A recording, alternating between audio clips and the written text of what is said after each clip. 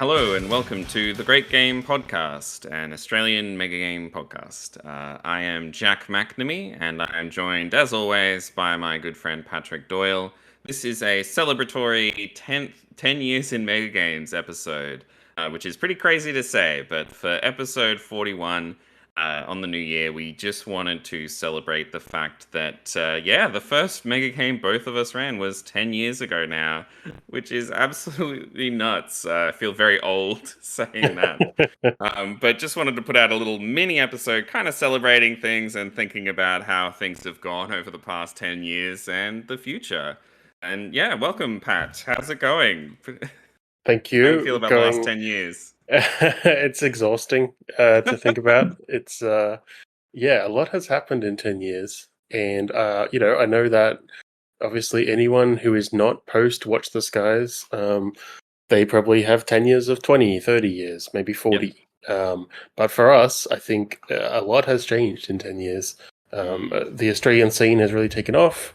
I do a podcast now, run dozens of games. Like lots has happened. A lot has changed in the space. So it's kind of fun to sit and reflect on that. But recognize that sometimes we jump into these podcasts and start talking about the nitty gritty. And some people who haven't wanted to sit down and listen to 40 episodes might not know what the hell's going on. So did you want to just tell us who you are, Jack? Who are you? Why are you here? How did you get here? Why am I on this podcast yet again? So I am from Brisbane. I'm Jack McNamee. I am a game designer. I have made a video game this year, which is very exciting, and I also design mega games. I have designed God Emperor and We Are Not Alone, along with a lot of help from people in Brisbane. And 10 years ago, I started with a game of Watch the Skies in Brisbane after seeing the renowned Shut Up and Sit Down video. And it has gone on from there. It has become kind of, something that is a big part of my hobby brain space. How about yourself, Pat? Yeah. So I am Patrick Doyle. I'm from Sydney. Also started 10 years ago.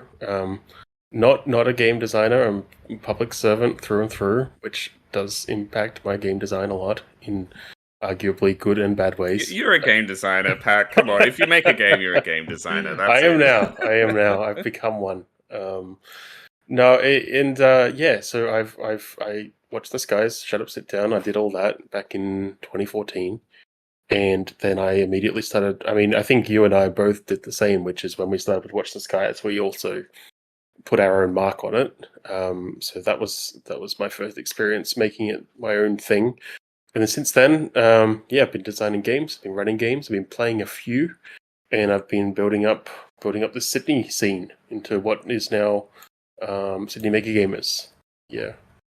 Yeah, absolutely. I think both of us started in a similar way, which is that we learned about this crazy thing called Mega Games, and we were excited to try to get into it, but there was nothing Mega Game related in even close to our local area. Yes. So it was, which is no longer the case. No longer the case. Things have changed. Mega games are kind of more popular than ever, at least in Australia. I don't know how it's going in other countries, but at least from running this podcast, it feels like things have continued to grow. There was, of course, a hiccup during COVID where people tried more online mega games. But nowadays, I mean, there were more mega games run this year in Australia, I think, than have been run previously ever. Like it's really wonderful. That's actually a good point. I think you might be right there that in this 2024, there's been more mega games in Australia than in Australia at all. Maybe, but there's been a lot. Don't check my numbers on that, but there has been a lot. So myself, I obviously started 2014 with that first Watch the Sky. Well, not Watch the Skies. It was called The Third Kind. So I've designed, since then, I've designed 6 games in total. It feels like I've designed a lot more because I have folders upon folders of games that were never finished. which is the shameful, what do I call it? Mega game designer's graveyard. Or but yeah, so 6 I think I've designed. I've run about 10 or maybe 12. It's a bit murky, but I've run a lot. Some of them obviously double ups, and in the last couple of years, more of those have been other people's games, which is exciting. Mm. I've helped run about 4, I think, where we've had people bring them to Sydney, or I have taken it to other cities to help them run one of our games. And then my abysmal stat is that I've only played, I think, 5 mega games. That's So still good, I think. I don't know. Mega yeah, games yeah. are hard to play. They are, especially when most of that 10 years was reliant on me running them. So, Yeah. yeah, yeah, I won't shame anyone's play number. But yeah, I think it's been 5, including uh, one in Brisbane, um, one in Geelong, 2 in Geelong, sorry, and one in New Zealand, in Wellington. So, Mm. I've actually just yesterday I played So Say We All. Oh wait, no, not yesterday because this is New Year's Eve. Several weeks ago. No, I played the So Say We All. That was the first Sydney mega game I've played properly. God Emperor I did play down here, but Mm. I felt like that was more of a fly-in Brisbane special. Ah, But sure, yeah, sure. yeah. Your stats are way better than mine. I've only designed really 2 mega games, and I'm working on a third. Hmm. And I think, yeah, we've been a bit more sleepy in Brisbane than in Sydney, and I think Melbourne is really gone popping off and going Mm. nuts. But yeah, geez, I really should have taken down the numbers. It's been too long. I don't think I can remember how many games I've played in. But the latest one I'll say is First Contact that was run in Melbourne, which I flew down to help facilitate, which was the Mm. absolutely massive 200 plus player event, which was absolutely wonderful to be a part of. Yeah. And it's not quantity over quality. I know that you have at least one game that has been sold internationally many, many times. Of my Mm. 6, I have not published any, and I get a lot of shit for it. So, you also made a video game. So, I mean, true, true. Thank you. yeah, But yes, yeah, we should see some of these designs on the shelf someday, Patrick. I one day. agree. Yeah, yeah, Mm. one day. So, what do Yeah. you think is the biggest thing that has changed in these Mm. 10 years? What's the biggest change in the mega game space? Um, in the space, well, quantity is high. There's more Mm, people playing the games. There's more new people at every game. There are more designers doing work, and I'm hoping 2025 will see a lot of new designers bringing their games into reality, into play in Sydney at least. mm, Um, for me, 10 years, I think my appetite for design has changed a lot. It's matured a little and developed a little, maybe a bit more sophisticated from the design side of things. And I find I'm more and more um, a bit snobby with my design, I think. I want to see new things. I don't want to just see the same, I don't want to see the mega game that I've seen before. So, and that's a mm. bit of a hindrance in some ways, but I think it shows um, we've done a lot. We've done a lot here, and now we want, I want something a bit new. Yeah. Um, what about Yeah, yourself? I think we saw, right after Watch the Skies, we saw the rise of everyone running Watch the Skies, which Yep. was great. And then the games after that, I think were a lot of them are the second order Watch the Skies inspired games that are very they take the format of Watch the Skies and the same style, and they have the tables of the council, the war map, and one other thing. Mm, And then I think we started to see a lot more experimentation. And I think now we do have a really rich diversity of different mega game designs. We have much more board gamey style of things. We have games like Deep Haven that are much more narrative-y and much hmm. more, role play and improvisational. Yeah, I think that is one of the big things that's changed in design, apart from just having more people, having lots of more different mega game voices going on. which is, I mean, yeah, I think just having more people is the thing I'm most happy about. Is like Yeah. that there's lots of different people experiencing things. There's so many different mega game groups across the world that we have been fortunate enough to interview, from different nations that and things like that. That's the thing that's been the most gratifying to see. Yeah, for sure. And I think the diversity in the games as well. There's been a lot more uh, tonal. There's a tonal shift. Not so much a shift, but maybe an expansion. We've Mm, seen a lot more games that are about like phase anatomy, for example. A lot more really hyper specific focus games like the Journalissimo is dead.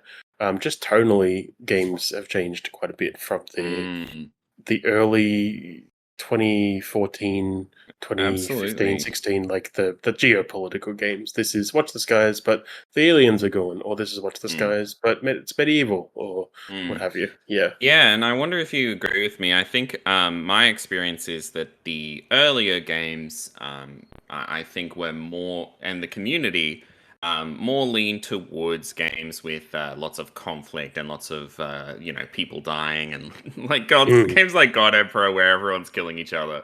yeah. And in my experience, at least, I feel like the community is more leaning towards games that are nicer, that are more cooperative, that are more positive, that have a less cynical worldview, that are optimistic and where people can help each other out. And I think, I guess like just the way the world is right now, like those are the types of games that I think the communities I see are more interested in. And so, yeah, we do get games like Phase Anatomy, which is about folktale creatures running a hospital. We Mm, get games that are more positive like that. Or Becky, for example, from Becky Blogs, designed Trope High, which is a mm, game about different high school cliques with supernatural secret identities. mm. So yeah, I think we're seeing a lot more interesting different themes that break away from the wargamer background of, I'm going to play some kind of nation and I'm going to go out and conquer territory and all that. Yeah, no, that shift is very, very much apparent. I think that the old crowd is still there, and the old there's a lot of diversity, like you said. Everyone, there's lots of opportunity for people with different tastes and appetites for tone to still go and play, which is exciting. Particularly seeing that in Sydney, we got to the point where we're running so many now. We actually need to think about ensuring there's something for everyone, which we can actually do. Mm. Whereas when I was doing, all those early games in the 2000 the teens, it was one per year, if that, and it was like you get what you get, and that's it. And there's Yeah. nothing else coming till next year. So, um, It's like, yeah, well, I mean, yeah, I mean, if that's the only mega game this year, then too bad, right? Like, it's like, yeah, people are gonna go to it because it's a mega game, and because it is the mega game that's happening. It's like, yeah, exactly. yeah. And what about like you over the years, 10 years? What else has been happening outside mega games? You mentioned that you've made a game, Mm. like a video game. What else has been? What's happened to Jack in the Oh, 10 years? lots of things. Lots of. It's hard to even think back 10 I years know. ago. Yeah, It's. I'm an old man at this stage, but I yeah, know. I think. So the video game is called The Thief, the Toad, the Witch, and the Mushroom, Mm, and it is a game that I spent about 3 years on. I'm extremely happy to have finally released it. I recommend it to everyone. It's free, so just look it up on Steam if you're interested. mm. But yeah, I think so much has changed for me personally. I don't even know where to begin. My partner and I bought a house this year, which is very exciting, and we are Yes. excited to. We're going to get a cat. It's all happening. Yeah, So I think it's huge. 10 years is such a huge amount of time. Things have yeah. changed like crazy. What about you, Pat? No, well, very similar. It's funny you say because I bought the house and then, well, I bought an apartment and I got a cat. So it's a natural progression for us mega game people. I think there's nothing like We're being getting 10 years old. We own an old. air fryer now, so Yeah, that's the sign exactly. that the years are coming and they don't stop coming. There's nothing. There's nothing that says you're 10 years older than having crippling debt. And Yes. you want a cat to hang around with at home. God. Um, I've delved into a lot more sort of adjacent hobbies over the years. Kriegspiel, I think I've mentioned once on the show. I've been dabbling in and out of a bit. I won't go into a lot of detail there, but if you know, you know. Game books. I've been into game books for the last couple of years. It's something I feel like I was too young to see the heyday, and they're having this kind of resurgence now. And they're very role playing game adjacent these days, and very interesting stuff. Like I'll shout out Legendary Kingdoms and Fabled Lands are a couple of series that I have enjoyed getting my head around. They're interesting from a design perspective, and it's something gonna try to pursue, see if I could write one of those, because they're such an interesting design challenge. Kind of trying to fit an RPG into a little paperback choose your own adventure style thing. Yeah, and then TTRPGs, been playing more of them. Broke out of the D&D mold, kind of, Right. which was nice, and trying to expand my horizons there. Lots of mega game food for thought in that space for anyone who hasn't ever indulged, and just so much diversity as well these days. The last 10 years, It's like great. that. I mean, we truly are in a golden age in terms of, role-playing games, board games, and Yeah, mega games, I think. and all we So what needed was the world to sort of go to shit, and everyone to Yeah. need an escape. I guess So, that's the sacrifice you make to play really good right. board games. I don't know. Yeah, great. Yeah, Mm, all these escapes from reality. That's true. all we had to pay. So what was it, what was Mm. it that kept you coming back for 10 years, Pat? What was your first Mm. experience of a mega game like of running it, and yeah, Yeah. what made you stick with it? I don't yeah, I think that there's two answers to that. One is the really positive one, which is like the players and you know, building a community. That's definitely been a driver. Um Seeing new people come along and enjoy this thing that's been created. I think the more selfish answer is there's a huge rush and gratification that comes from delivering a mega game that you have built. Mm, It's like what I imagine anyone who has designed a video game or a role playing game or anything, when they get that out there and people start engaging with it and enjoying it. Huge sort of creative gratification, which I really enjoy. Um, but yeah, I think on top of those things, having a project to work on, whether it's been building up the community and the mega game, like the what is now this association in Sydney. It's an incorporated entity that runs this. Building that or building the games themselves has always been a really good thing to have going on the side. That's given me clear sort of things I need to get done, time frames to work within, a bit of drive because it's something that I'm passionate about. It's been mm. yeah, it's really helped. What about yourself? Why? How have you justified being here still after 10 years of I sinking all your think it is time? the community. I think the Yeah, fact that people are out there talking about mega games, playing in them, being like, yeah, I think if it was just me and just Brisbane, I'm not sure I would be making mega games still. I think the fact that there's so many people who, I mean, it's really about the people who are both people abroad who are still in that conversation and chatting about things and enjoying it, and the people at home, like the when you run a mega game for people and they really enjoy it and they say nice things about it, like that's the goal, right? Like yeah, that's the bit that keeps you going throughout the lonely hours when you're working away on a design doc or some cards or whatever it is. I yeah. think, yeah, and I think just the gratification from seeing people enjoy the thing you made is really the big driver. It's huge. Yeah, yeah. And that's a true thing as well. Like it helps you keep at this hobby and work in this space that it's so active, including the international scene. It's Mm, evolving all the time. There's new voices that just appear out of nowhere. even in Sydney, in like the local scene, I was talking to someone yesterday who's become a staple in in our group, like in the last 12 months.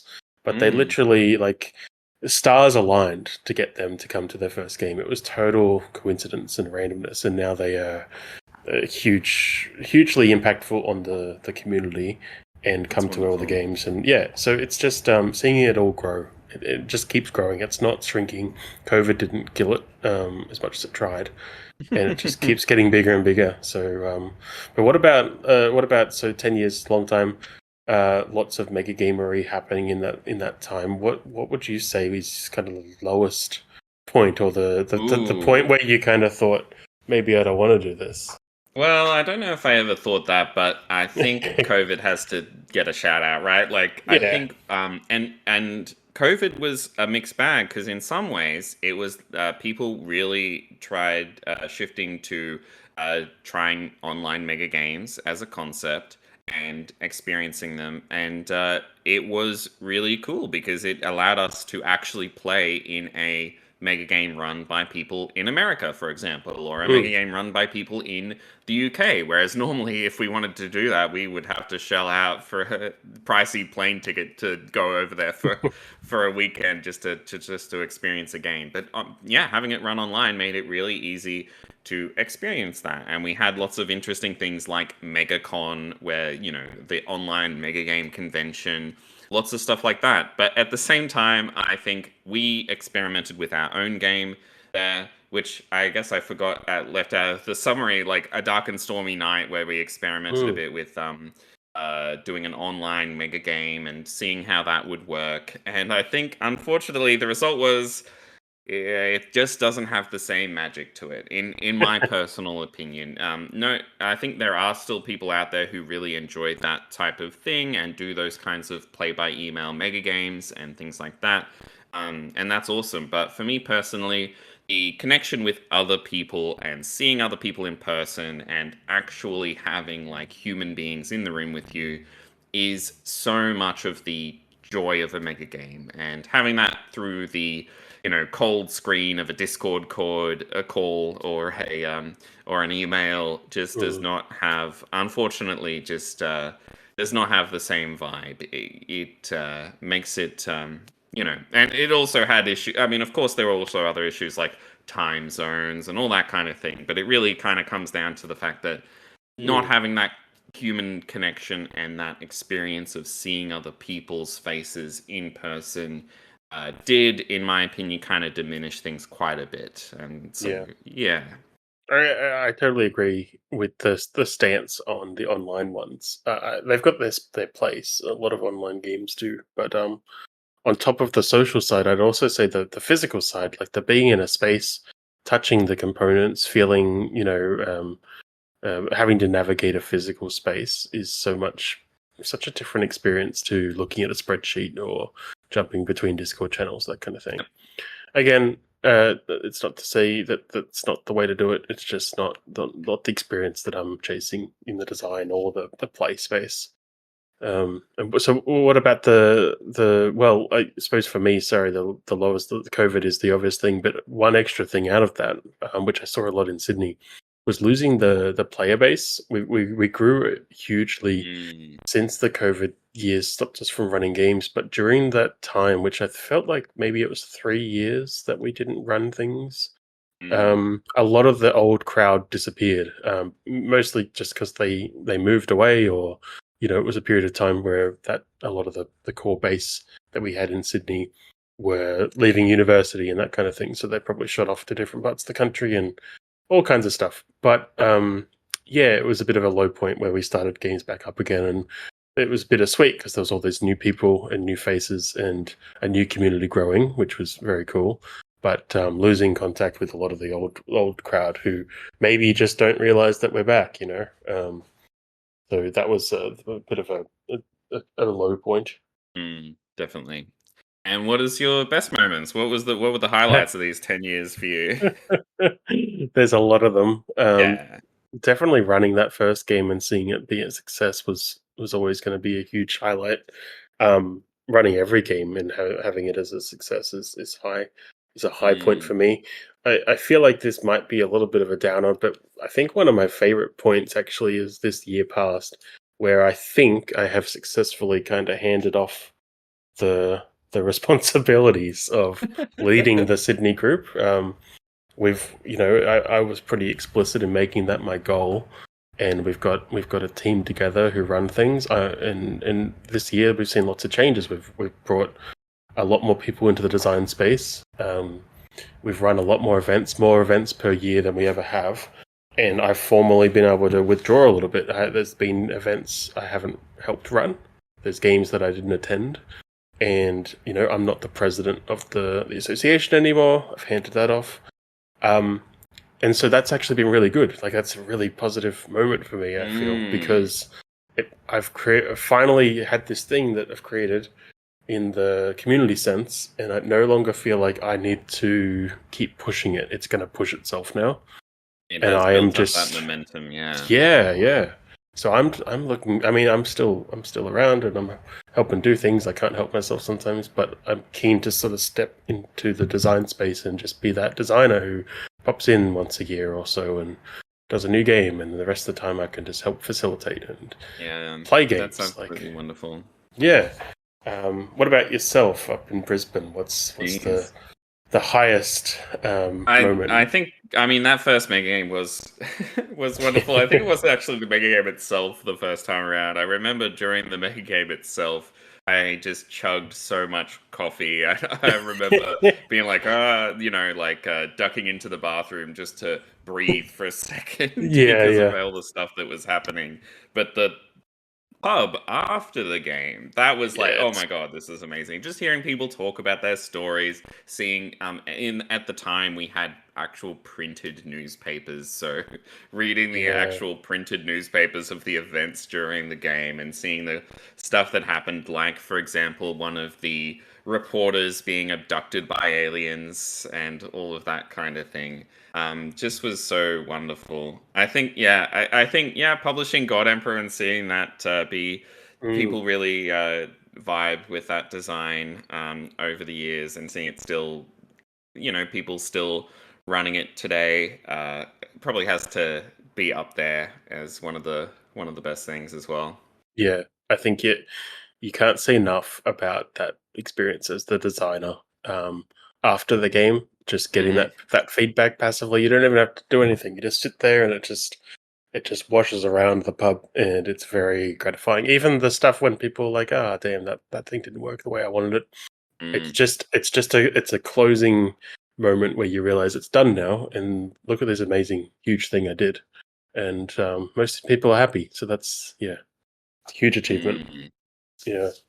What's the do you have any stories about uh, a crazy back drama you've had to deal with during a mega game, or not drama, but just crazy moments in actually getting a mega game off the ground? Like I have one example, which is when we ran We Are Not Alone for the first time. We booked Mm. this place to run it in, which kind of had this old. It was like this old theater location, and we talked to the people who owned it and organized it, and we're like, "Yep, it's all good."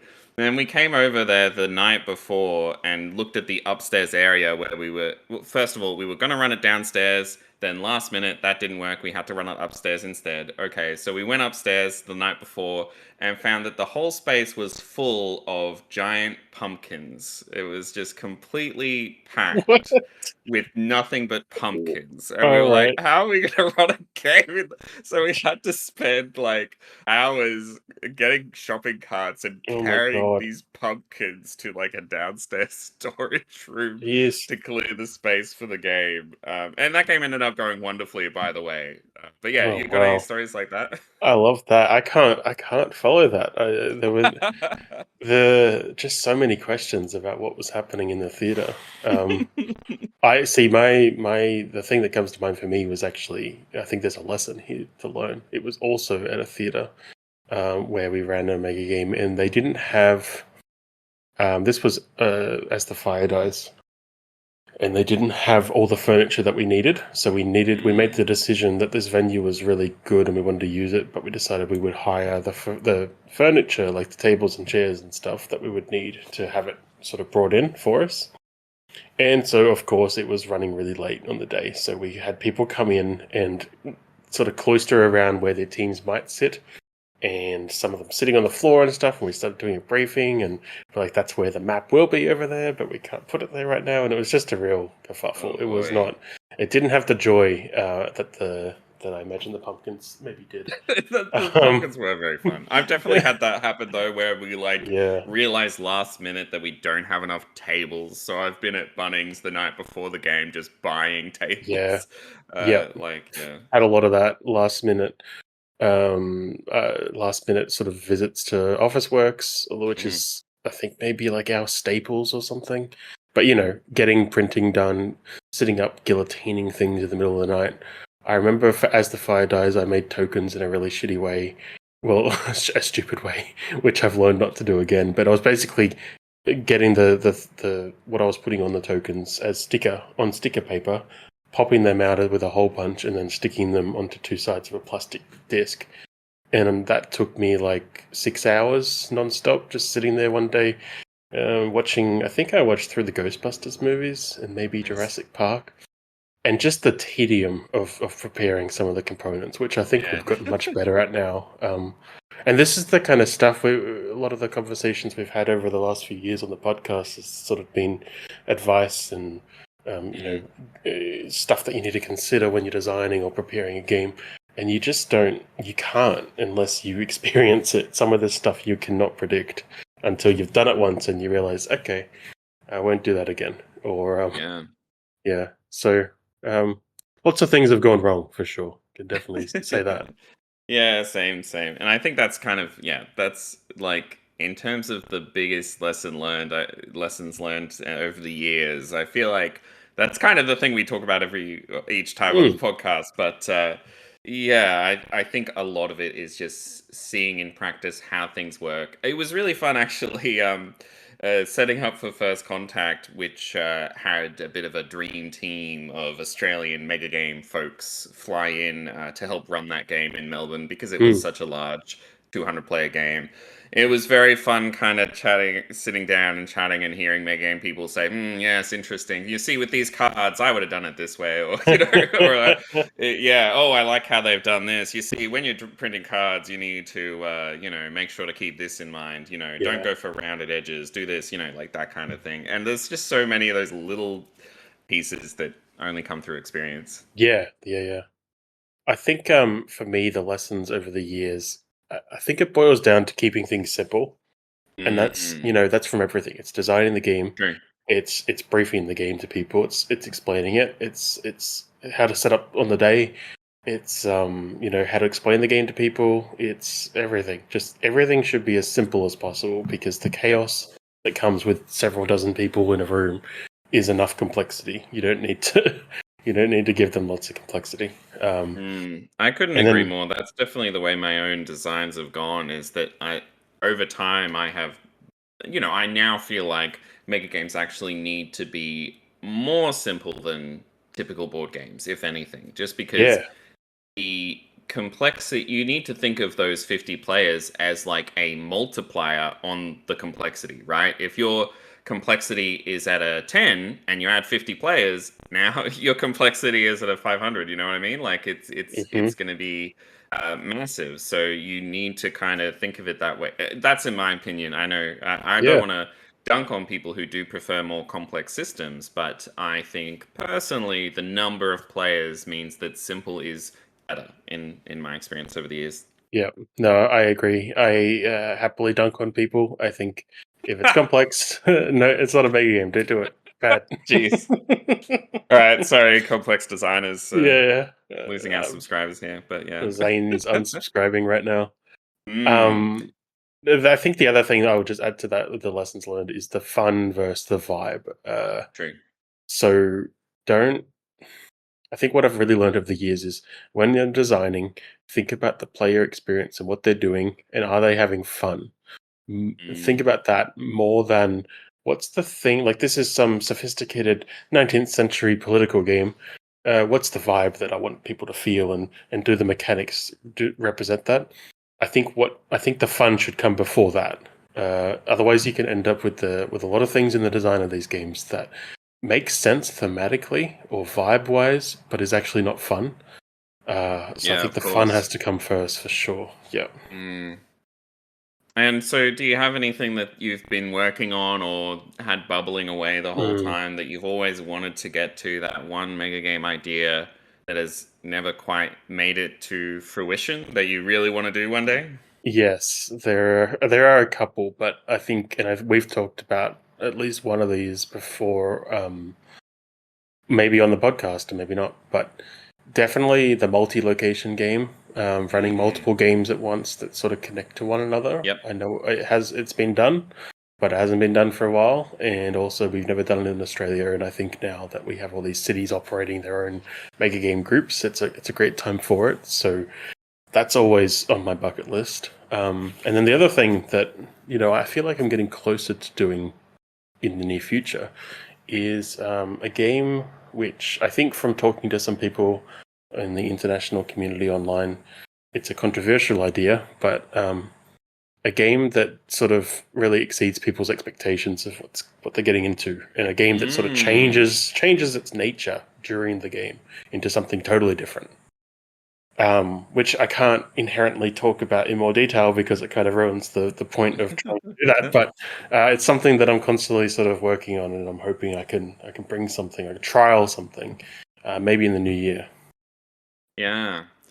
Definitely. I think the multi-location mega game is something that we've always been really keen on, and maybe someday, but a game in Brisbane and Sydney, Melbourne, Yeah, Adelaide, across would be amazing at the same time. for And sure. outside of that, I've always really look, there's so many mega game designs that I still have floating around.